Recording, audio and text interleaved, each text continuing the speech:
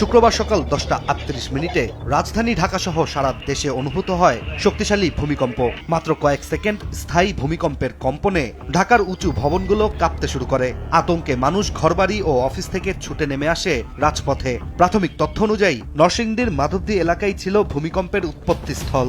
আর বাংলাদেশ আবহাওয়া অধিদপ্তর রিক্টার স্কেলে এটির মাত্রা জানিয়েছে 5.7। অন্যদিকে মার্কিন ভূতাত্ত্বিক জরিপ সংস্থা USGS বলছে বাংলাদেশে অনুভূত ভূমিকম্পের মাত্রা ছিল 5.5 ও গভীরতা মাত্র 10 কিলোমিটার।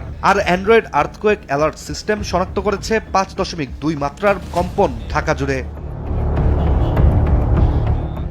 ঢাকার মৌচাক, মোহাম্মদপুর, তেজকুনিপাড়া, ধানমন্ডি, মিরপুর, উত্তরা, যাত্রাবাড়ি সহ প্রায় সব এলাকায় মানুষ আকস্মিক ঝাঁকুনিতে রাস্তায় বেরিয়ে আসে।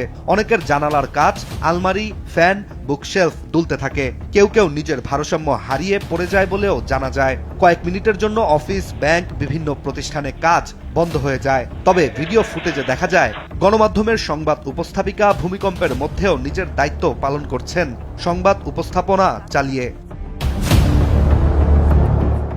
ভূমিকম্পের কম্পন ঢাকায় সবচেয়ে বেশি অনুভূত হলেও ঢাকার বাইরে চাঁদপুর, নীলফামারী, সীতাকুণ্ড, সিরাজগঞ্জ, নারায়ণগঞ্জ, পটুয়াখালী, বগুড়া, বরিশাল, মৌলভীবাজার সহ বিভিন্ন জেলার বাসিন্দারাও একই সময়ে ভূকম্পন অনুভব করেছেন। এছাড়া ভারতের পশ্চিমবঙ্গ, বিশেষ করে কলকাতায়ও ফ্যান, জিনিসপত্র দুলতে থাকে বলে জানা যায় একাধিক গণমাধ্যমের তথ্য অনুযায়ী।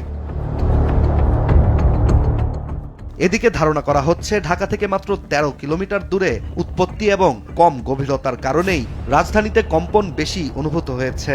মাত্র কয়েক সেকেন্ডের হলেও তীব্রতার কারণে মানুষের মধ্যে ব্যাপক আতঙ্ক ছড়িয়ে পড়েছে। আজকের ভূমিকম্প আবারও যেন স্মরণ করিয়ে দিল ঢাকা বহুদিন ধরেই ভূমিকম্প ঝুঁকির শীর্ষ এলাকায় অবস্থান করছে। ফল্ট লাইন, জনসংখ্যার ঘনত্ব এবং বিপুল সংখ্যক দুর্বল বা অপরিকল্পিত ভবন সব মিলিয়ে যে কোনো মাঝারি মাত্রার ভূমিকম্প বড় ধরনের ক্ষতির ঝুঁকি তৈরি করতে পারে ঢাকা জুড়ে। আন্তর্জাতিক ভূমিকম্প মানচিত্র অনুযায়ী ঢাকা সিজমিক জোন 2 বা মাঝারি উচ্চ ঝুঁকির অঞ্চলে অবস্থিত। বিশেষজ্ঞরা বহুদিন ধরেই সতর্ক করে আসছেন, বড় কোনো ভূমিকম্প হলে রাজধানীর পরিকাঠামো ভয়াবহভাবে ক্ষতিগ্রস্ত হওয়ার আশঙ্কা রয়েছে। ইশতিয়াক হোসেন, দেশ টিভি।